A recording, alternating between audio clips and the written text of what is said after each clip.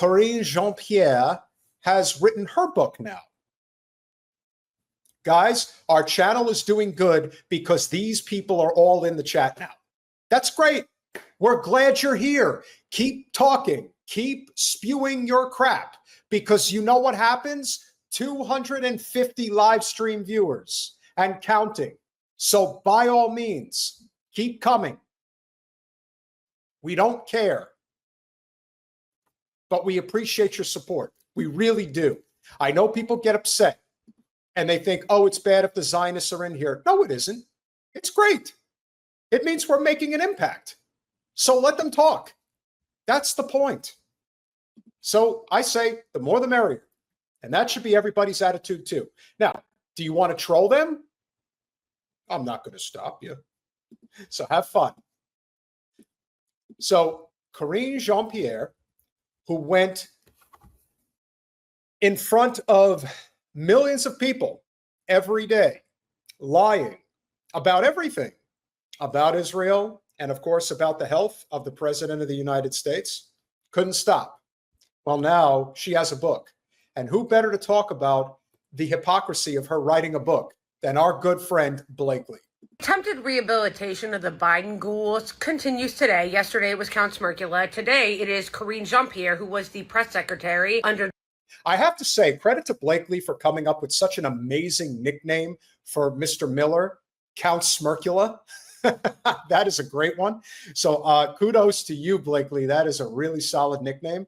Let's continue. Joe Biden. So in her attempt of trying to rehabilitate her image and act like she wasn't the full-ass press secretary and spokesperson for the genocide, she's going to be coming out with a book about how she's leaving the Democratic Party. Oh, isn't that convenient? Now you're becoming an independent after you straight up not only lied through your teeth to cover for a genocide the entire time that you were press secretary, but also lied through your teeth to the American people about Joe Biden's ability to keep running and to be president. Keep in mind that one of the worst jobs that you could possibly have in politics is the press secretary position. If your intention is to have a career along the Beltway, whether for one of the nonprofits, think tanks, consultant firms, things like that, writing a book and getting paid a nice chunk of change in order to do it, then that's the job for you. But in terms of the respect factor, in terms of what is going to come from actually having such a job, I mean, you're the butt end of every joke. Now, the only thing I could possibly say positively about Karine Jean-Pierre is that she's not as stomach turning as Jen Psaki was. But the same is true for all of the people that ran through the Trump administration. Sarah Huckabee Sanders, you know, they're Sean, what's his name again? I know there was the Mooch. You know, all these guys are just in it for a career. That's all that it comes down to. And thank you, Jimmy. Max Blumenthal is another gentleman we are hopefully going to have as a guest on our podcast in the near future. Jen's working on that one. But that's what they are. They are propagandists. But Karine wants a career along the Beltway. That's what happens. So somebody offered her to write a book. And never forget that I'm not going to say that Karine wasn't qualified to take the position. I mean, what are the real qualifications to be the press secretary? I don't want to downplay it. I don't want to overstate it. But when Karine was hired, all they talked about was that she was a woman, she was black, and she was gay. And that was the most important thing to liberal society. Like, that's what mattered. Not, she's an exceptionally witty person, she does an amazing job. No, that's not what matters. What matters is how many boxes we can check in our imaginary mind. And you wonder why so many of these organizations and corporate organizations have completely rejected any type of funding or sponsorship for Pride Month. It shouldn't surprise anybody, because this is the type of stuff that gets thrown front and center. It completely flies in the face of anything as it relates to improving the standards of living of people that are considered lesser than in this culture. That's what ends up happening. People like Karine Jean-Pierre take advantage of those opportunities. Not that they actually give a rat's ass if it's a question of them getting hired because of who they identify as. It's, I'm going to use this as a weapon to advance my career. So I will lie through my teeth every day in order to fulfill an agenda. And now she feels that she's going to fulfill that agenda by writing a book and feigning ignorance about what was really going on. I mean, it's like they really haven't learned their lesson. But in this case, I'm leaving the Democratic Party. Hey, guess what, sister? Everyone's leaving the Democratic Party.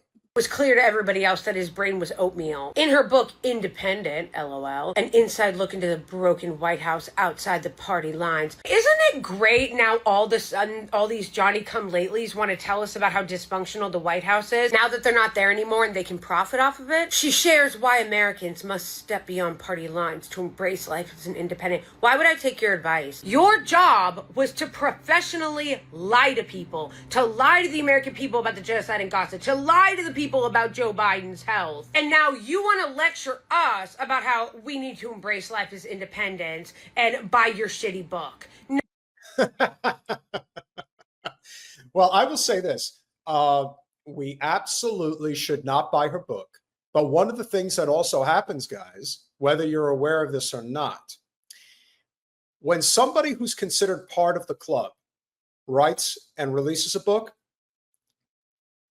there are organizations that will buy up hundreds, if not thousands, of copies of the book in order to boost their numbers on, let's say, the New York Times bestseller list. That's a thing. No, thank you. She's a cretin, just like Count Smirkula is a cretin, just like everybody in that administration that didn't resign in protest is a fucking cretin. Yeah. All of you are coming out now and being like, wow, we really didn't know how dysfunctional this was. Yes, you did. Yes, you did, but you didn't want to lose your grip on power, you didn't want to lose your access, and you didn't want to lose your money. There were a few good people that actually did resign during the administration in objection to the genocide. So you and Count Smirkula can take a long walk off with short Pierre. What I also want to say, and to back up what Blakeley is saying, and I think this is important, one of the things I think a lot of people tend to forget when it comes to the Beltway and how things actually operate in Washington, D.C., make no mistake, if you get out of line, you are not only excommunicated, you are excommunicated forever. Forever. There is no, you've learned your lesson, and now we'll let you back in because you've shown that you are a good, loyal foot soldier. If you fuck up, they will kick you out for good. Now, what is equally more impressive is how long people actually can last if they just suck off the corporate infrastructure as hard as humanly possible, or in this case, the DNC, which Karine had no problem doing. Perhaps because they don't really have much use for her anymore. And she doesn't see a path where going down that road within the Democratic Party infrastructure is going to serve her career-wise. That's the reason she's jumping to independent. And I'm not saying that she's going to go over to the GOP. I think a lot of people are just kind of seeing the way that the tailwinds are moving at this point, and they're moving away from the red and the blue, and that something new is starting to grow, and she's trying to get ahead of the curve.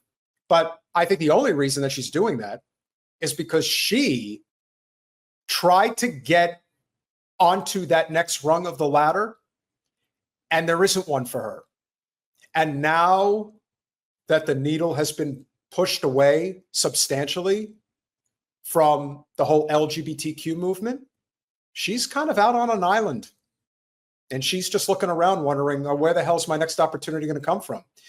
Well, as we've seen time and again, the Democrats in particular, Republicans bad too, but Democrats in particular will use you for as long as they can make use of you.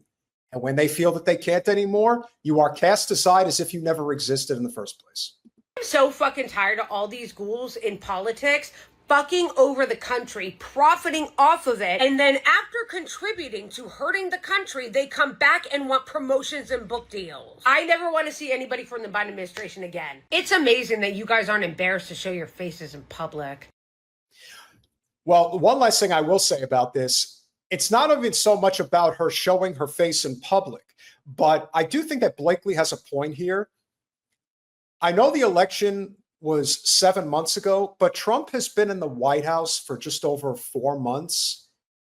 I agree there is something to be said for coming back into the fray a little too quickly. And perhaps that's something that ended up happening here in this circumstance, that she ended up coming back into the fray in too quick of a fashion for people to be like, what the hell are you doing here? Didn't we just kick you out like a few months ago? Why are you still around? Shouldn't you take a vacation or go find a job in the private sector for a couple of years and then maybe pop up your head again when an opportunity is there? But like Blakeley said, people are so desperate to remain relevant. They're so desperate for power that they will do anything to keep it. And why is it worse on the Democratic side than the Republican side?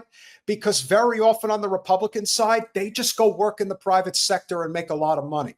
Now, there are those on the Democratic side who do it, but a lot of them are just not capable. A lot of them are basically political lifers. That's why there's such a substantially bigger problem in the Democratic Party than the Republican Party when it comes to political lifers, people that just sit there forever and never leave. They leave in a box. That's how they leave.